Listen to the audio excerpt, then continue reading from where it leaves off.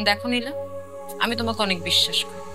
আমি চাই না কোনো কারণে তুমি আমার এই বিশ্বাসের অমর্যাদা করো। সরি ম্যাম, আমি আসলে আমার খালাকে দেখতে হসপিটালে গিয়েছিলাম। ওখান থেকে ফেরার পথে যে এত জ্যামে পড়বো আমি বুঝতে পারিনি। তোমার খালাকে দেখতে যাওয়া তোমার ডিউটি না। তোমার ডিউটি হচ্ছে আমার ছেলের টেক কেয়ার করা। সেটা কি তুমি করেছো ঠিক মতো?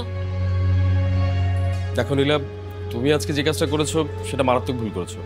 একটু এদিক সেদিক হলে কিন্তু অনেক বড় বিপদ ঘটতে পারত। I am sorry sir, I am sorry ma'am, আমার ভুল হয়ে গেছে।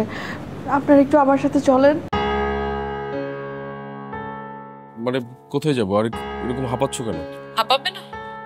যে বড় ভুল করেছে। নীলা, আমি না তোমাকে অনেক ম্যাচিওরড মনে করতাম।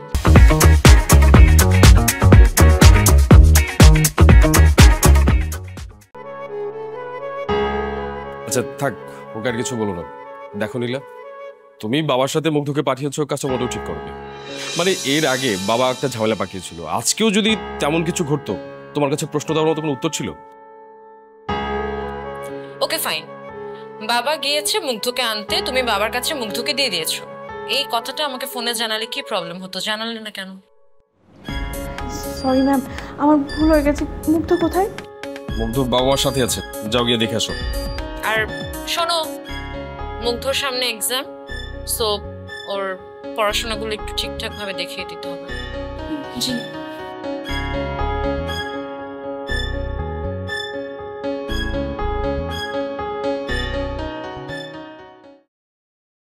দেখো জুলি, আমার ধারণা নীলা অনেক ভালো মেয়ে, সবকিছু ঠিক হয়ে যাবে। আর বাবা যে আজকে শখ করে মুগ্ধকে আনতে গিয়েছিল, এই ব্যাপারে বাবাকে কিছু না বলাই ভালো।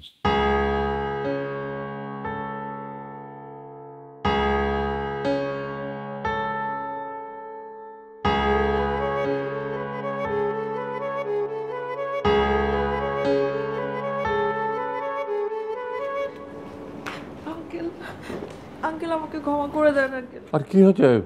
এই বসো বসো বসো, এখানে বসো, এখানে বসো, ওঠো, হ্যাঁ এখানে বসো। কি হয়েছে কি বলো?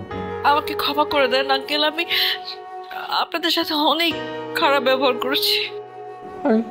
কে মুশকিল, তাতে কি হয়েছে? না হয় ভুল করে আমার সাথে একটু রাগ ব্যবহার করেছো।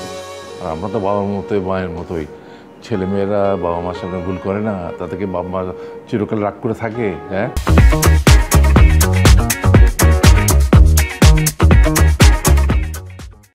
বিশ্বাস করেন আঙ্কেল, আজকে যদি আপনি জুলি ম্যামকে বলতেন যে আপনি মুগ্ধকে নিয়ে এসেছেন আর আমি জানি না, তাহলে আমার এই চাকরিটা কোনোভাবে আমি বাঁচাতে পারতাম না।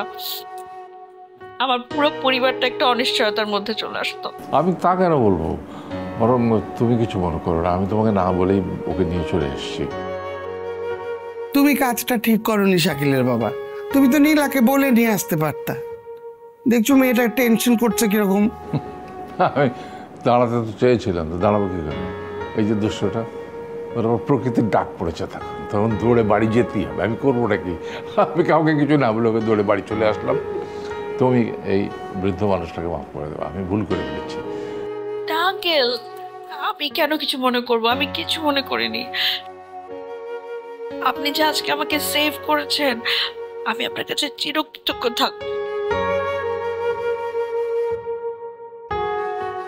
কেঁদো না মা, এই তোমার এই দুষ্টু আঙ্কেল আর এই তোমার দুষ্টু ছাত্র যেভাবে তোমাকে পেরেশানির মধ্যে আজকে রেখেছেন, আমারই খারাপ লাগছে।